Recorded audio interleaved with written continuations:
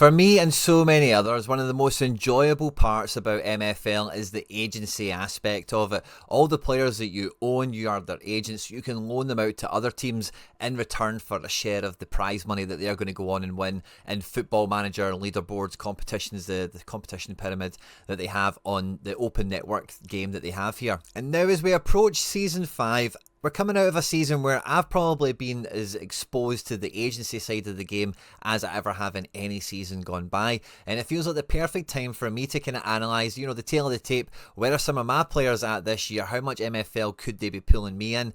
And some of the kind of the top tips and the lessons that I'm kind of picking up from the trades and deals that I've done in the past, and what I'm thinking about doing going forward that maybe will be able to help you guys, as well as some FAQ stuff that will be kind of addressed and kind of laced into the video as well. At any point, if you do laugh, you learn, you like something or whatever, please do like and subscribe to the channel for more content like this. And if you're brand new to MFL and you haven't opened up your account yet, there's a link in the description in this video and in the pinned comment that will get you all the best beginner bonuses that are available to start, open up your account and get playing. By clicking on that link, you don't just guarantee yourself the best beginner bonuses that are available, but you also support me and all the content here at the channel, and I'm forever grateful if you do so. So if you get stuck or if you've got any questions, jump into the comment section of this video and I'll come and sort you out. And obviously feel free to check out all the beginner tutorials and guides that we have on the channel for Play MFL. But yeah, let's just get stuck straight into it, because I've very much been looking forward to doing this video. And the point of the season I'm doing it at, to be honest with you, is a little bit of there's a lot of meat on the bone, there's a lot of stuff to look at, which, as I explained in the intro, all the stuff that we'll be able to get into as a result of that. But I'm also on holiday this week, so I wanted to record something that I knew I could put out a few days later, and it would still be good fun for you guys to tune into and watch, and hopefully drop a comment down on, subscribe if you haven't done so, or whatever else it might be. But the last time we did a video like this, I forget the title of it, but again, I'll link it at the end of this one if you want to check it out. I went through more of my transactions, the players I was buying and selling, and kind of my expense on my squad coming into Season 4, playing in the Iron Division. And that was good fun, and a lot of you guys really enjoyed that video as well. Lots of good comments, lots of good interactions that came off the back of it. And this one is in the same kind of genre, because it's like the machine economic side of the game as well, which I was recently describing, I've been kind of saying it everywhere, but again, it was at the front of my mind chatting to a friend who reached out by chance, by the way, fist bump Ali if you're watching, it's like adult football manager, like sincerely, like when I was a little kid, like I mean like early high school, playing football manager, like I played football management games on PlayStations, that's how far back I go. It's not the longest, people go further back, and you're only as old as you're old, but I can genuinely imagine like being so obsessed with it where I'd be like, man, I wish finding these random regen players that became good could somehow be worth money, or somehow you could do something with it. And that's exactly what this game is in so many ways, but it's just like just a slightly more adult version of the game. They're all regens, but there's a wee bit of money involved, and if you can turn a coin on a guy and whatever else, the agency side of things we'll get into in a bit more detail.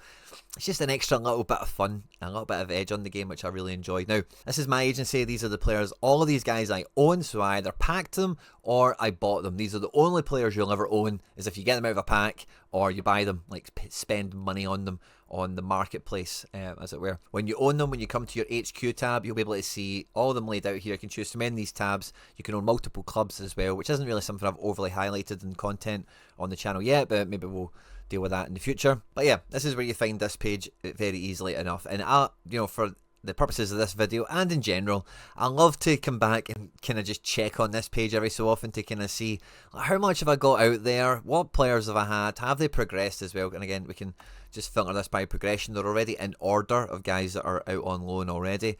Some of them I bought, some of them I've packed for ages. There's not actually been too much on the overalls, is there? Oh, that's the last 24 hours, current season. So yeah, they've been out on loan, playing games for other teams and getting better. This comes from training in their squad, so depending on how strong their squad is, like the best 11, the best 16, the best 20 values, like of them being 75 rated or 65 rated or whatever, dictates that. As well as obviously then the performance of that team, the division they're in, the strength of their opponent, how well they're playing in the matches, their match rating, all these things all factor into it. And we've had some nice progression across the club here, and a lot of them are green. So they're not my best players, but they're certainly not my worst, and some of them are pretty fun. I've had a few of these guys in the club for a few years, and they've written their own segment in FC Barcelona history, as it were, and we can scroll right along. I've got this on big magnification, so it's a wee bit easier for you guys to see the numbers and stuff, but if you're on your own desktop, it won't be like that, of course. But yeah, this is all good and fun. I love checking on this every couple of days or so, just to see the guys that are outside of the club, how well they're progressing, as well as the guys in development centre, who are all these guys down here, how they're progressing across the year. Look at this guy, +4 in his second season in development, so that's quite fun, as well as some other bits and bobs, which is cool. Now, our boy here, Herbst, I'm not going to labour this point too much, right? We've got 9% rev share on him, and the contract stipulates if he doesn't play 15 matches, we get another 2% on that. At point of recording, he's one game away from doing that. He's going to do it. He's a key player for the squad he's at, and he's in the Stone division. Now, in terms of labouring the point, I'm not going to go into how we acquired them, the when and the where. If you've been keeping up to date with the content, you'll know all about it already. And if you go back and watch a video or two, which you might do anyway, if you like MFL and you're enjoying the content, you'll hear about it there. So I'm not going to bleed your ears with it. But he's been doing well, as you can see. He was showing up on the progression chart there. And if we have a look at MNK Mandraka, which is the club that contracted them in for this season, they are currently sitting in second. They are keeping arm's distance away from third. And finishing in second means they only need to play one playoff. And if they win it, they jump up a division. If they lose it, they need to play another one. But so essentially, within touching distance of getting promoted from Stone to the division I'm currently in and hoping to get promoted out of, which is Iron. So performing very, very well. And if he does hang on to second, which I back him to do, that will pick me up 9%. So let's just keep it as 10% for basic maths. It's probably not that hard to work out, actually, but 810. But that'll get us to 810, I think it is anyway, 810 MFL. Which, looking at the price of the packs, how they're sitting at the moment, that could get me a common player, or it's like a third or so of a limited player, or a tenth of the way to an uncommon player, so on and so forth. So if you've got more of these guys, it stacks up quite quickly. I've not got too many, but he'll probably be my number one earner in this season, because he's in the highest division. He's finishing in a super high spot as well, and it's a chunky bit of rev share that we're on with that one. Now, we'll do this with some of the key players, right? But what I like to do is I like to see the games they're playing, and if I see that they've scored or made an assist, especially if it's an attack-based player, I like to go and check it out.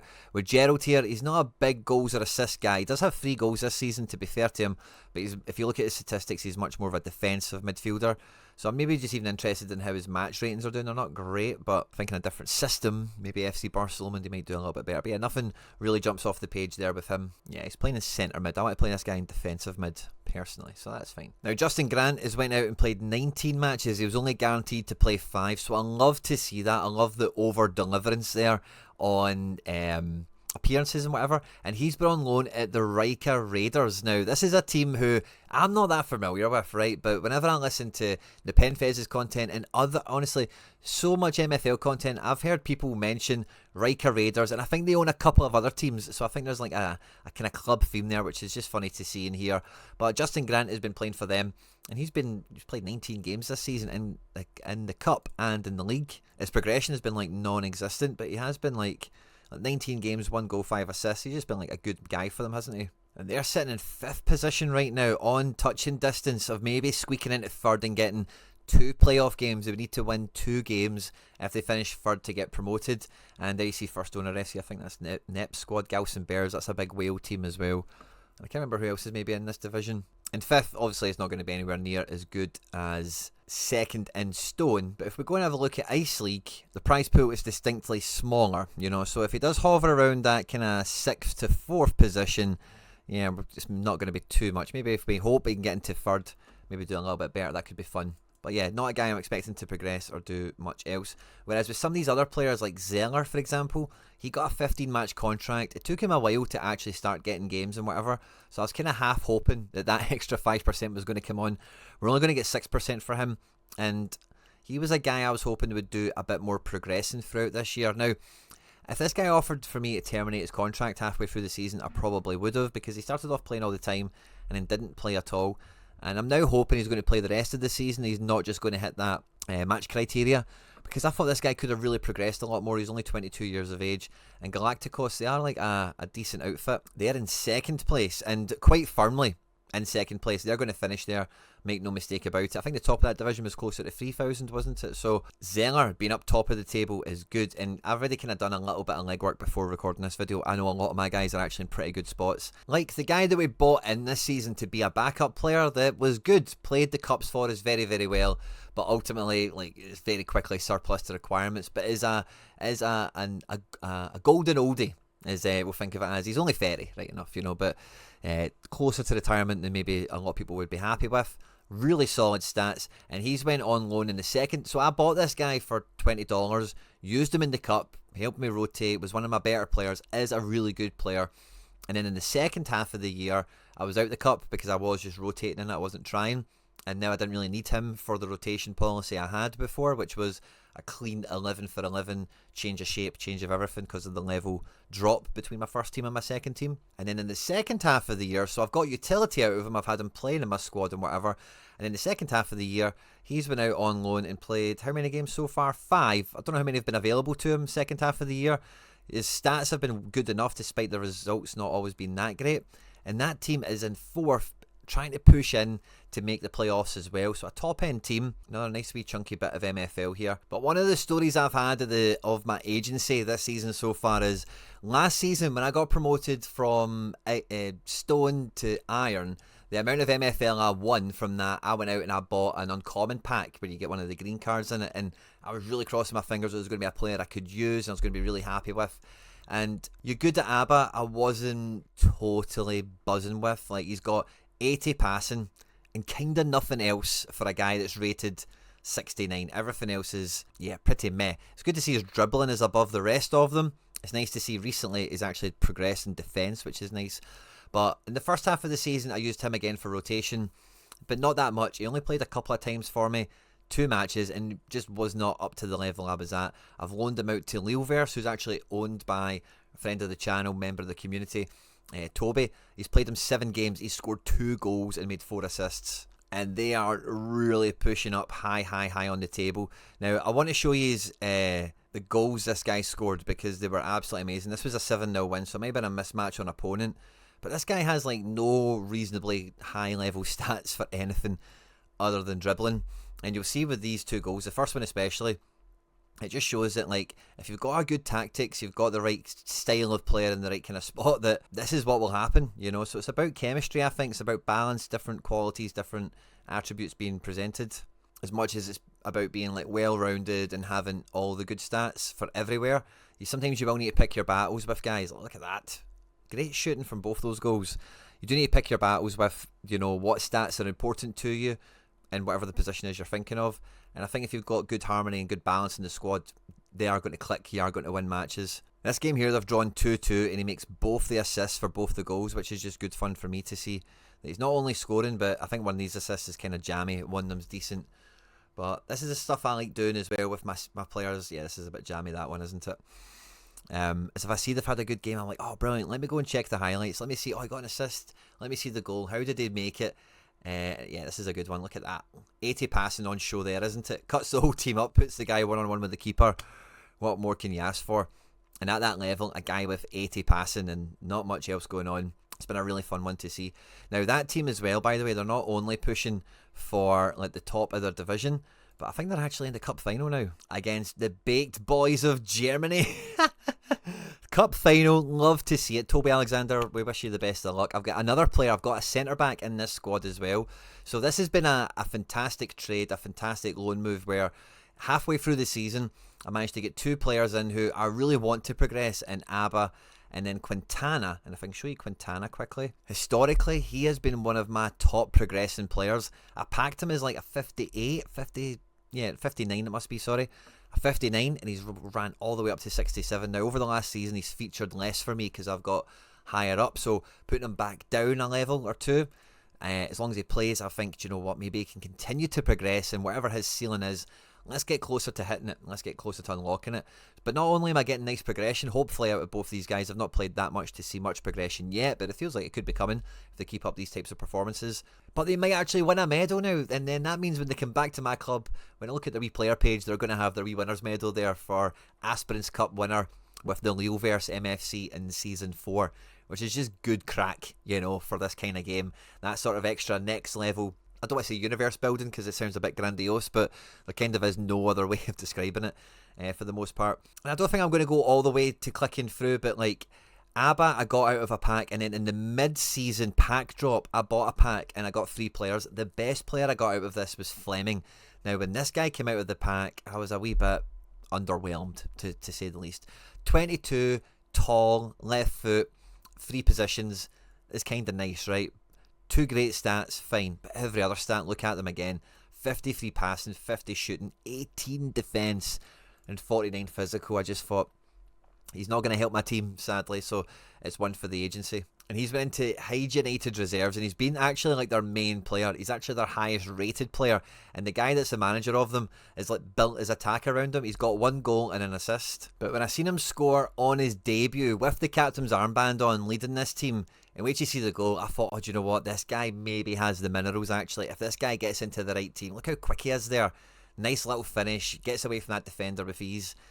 And, you know, he's been quite a nippy player by all accounts for this guy as well. It just made me feel a lot better about packing him, his potential. If nothing else, he could be a really effective asset in the club. In this game here, he gets a bit of an assist as well, so it's on the counter-attack, it looks like, to level the game 1 each. So he scored a match-winning goal. That's a wee flick on. Wow, what a screamer. I forgot about that. Marchesini. What a goal that is, by the way. Techers pick it out. Now, sadly, Hyde United reserves are not going to do that well this season. I don't think they're kind of mid-table. There's also no relegation in ice this season. So they're going to live to fight another day, as it were. And, you know, quite comfortably away from the bottom 3, I would say, before the season is out. But this contract with Luke Fleming, I made a wee bit of a faux pas, and I've just, it's bad crack, and I didn't mean to do it. But I loaned him out halfway through the season, and I made the contract stipulate he has to play in 10 games, or I get an additional 10%, which is just like one of those bluff ones where it's like, you know, just play him for the 10 games, just guarantee that's all you're doing essentially with that clause. So it's kind of meaningless, but they only had like 11, maybe 12 games, but I think it was like 11 games left, so there's not much room for error, and I feel really guilty around it, so I've accepted a pre-contract for him.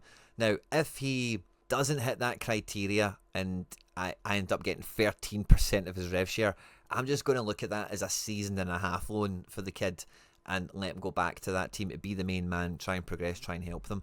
If he does hit the target and it's only the 3%, I'm going to feel a lot better about it, and I'm maybe going to try and see if a stronger team comes in, perhaps maybe in Stone, because I think those 80 plus statistics might be sought after, and even just getting a 10 game guarantee on at that level is going to outweigh getting a 15 or a 20 game guarantee at ice, potentially, as we've seen with the example earlier in the video. And like I mentioned, I've already accepted a pre-contract, and we'll get into a few nice little nuggets that are kind of arising at the moment in terms of squad preparation with this at the moment. The 3 yellow dots over here, so when you're on the HQ tab, Players tab, this is where you can see the ability to request contract cancellation if you've already accepted one. Now, as I cleared up after the initial kind of rambling on the last video, pre-contracts can be cancelled by either party, whereas when you're in contract, if I was to look at any of these other guys, like this guy here for example, if I put this in now, for a proper contract, it's on the go, the other guy needs to agree to it, you can't just pull him back. But with the pre-contracts,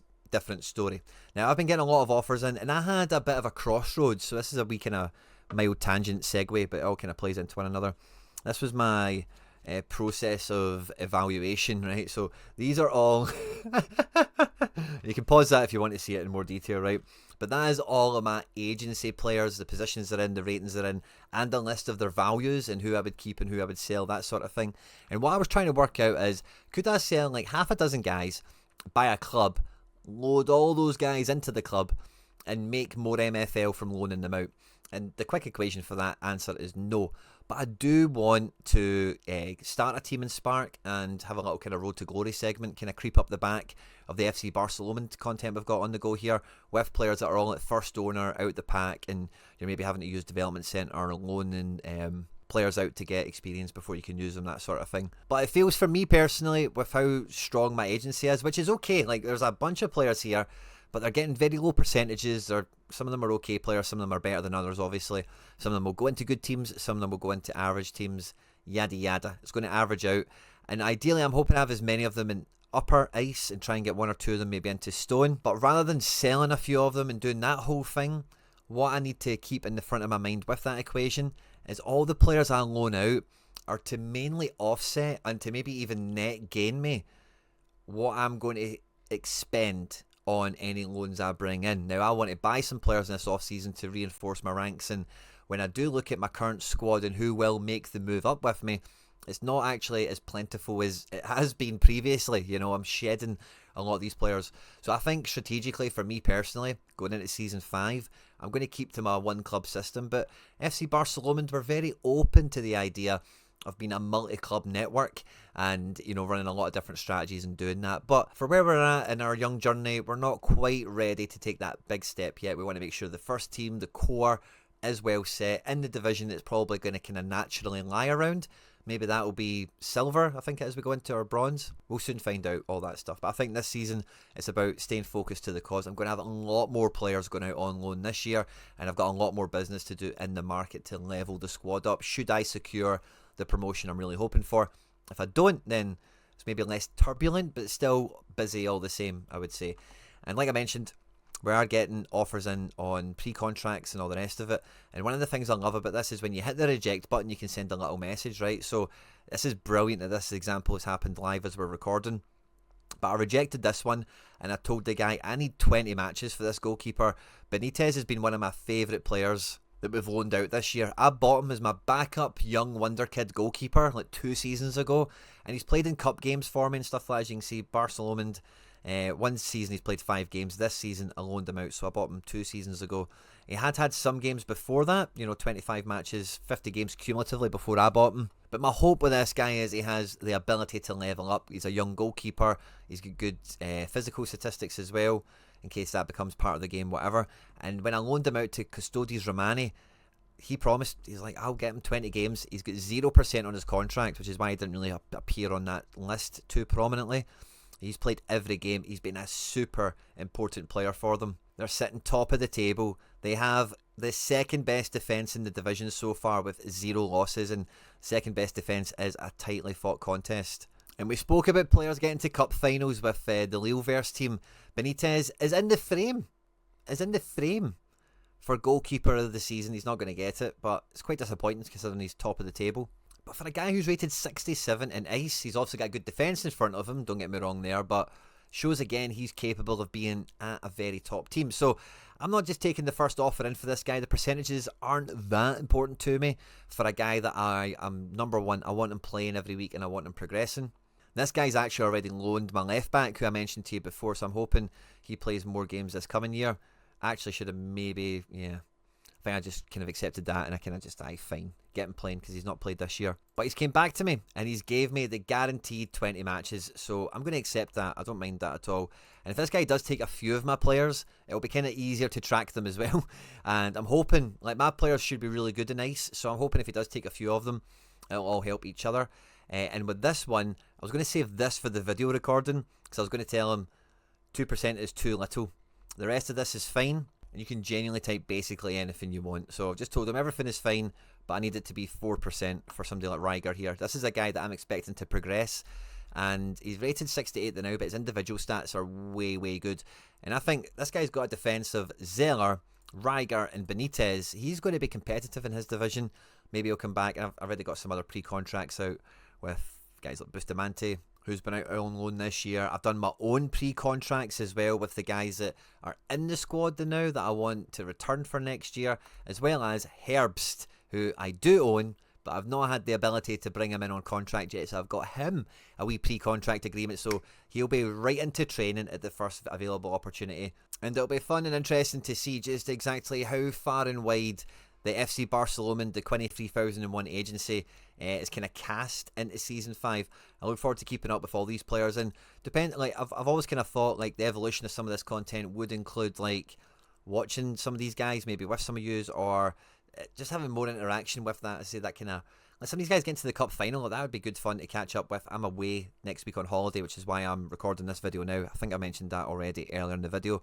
Apologies if I didn't. This is a funny one as well. I thought I would just kind of show. I don't know if it's funny, but South Vikings are like sucking ass in their division, and they're going to finish like very low. They've not got 9 games left. They've got much less than that left. So this Thomas Muller that I put on loan, he's going to get 12%. their take. It's going to be low down on the ice division, so it won't be too much. So that's like one of the only clauses I've had like that that's kicked in. But for the most part, everyone else is satisfied. Them, everything's been fine. And yeah, that's another thing I want to mention in the video as well, is because I factored all this up, right? So see all the percentages I have here, they add up to, was it 79%? Yeah, 79%. So 79% of a mainly ice team is probably more valuable, even if I don't loan out more players, which I probably will. Like Ryger, who you just seen the pre-contract for, he'll probably go out on loan. Jorg Steffens, I'm not sure about. He sells a lot of shirts, the fans love him. But I don't know if he'll be able to make that jump up next year.